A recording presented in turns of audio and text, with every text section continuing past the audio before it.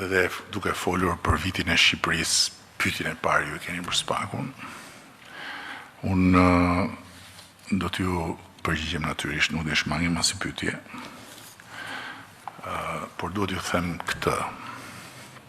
SPAK-u nuk është opozita e qeverisë. SPAK-u është një institucion i ri, i krijuar fal vullnetit të kësaj force qeverisëse, i mbështetur nga kjo forcë qeverisëse, i garantuar nga kjo forcë qeverisëse në sensin që të tjerë janë betuar dhe stërbetuar që do ta shkrinin, por nuk e shkrin dot sepse votat i kemi ne.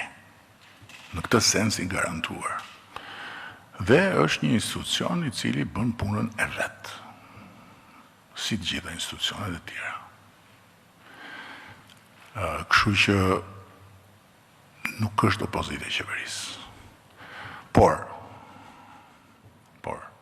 depresioni i thellë në cilin ndodhet opozita e qeverisë, që është opozita politike,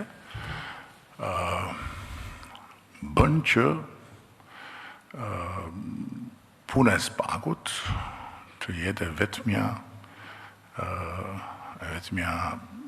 pikë referimi e opozitës depresive për të goditur qeverinë.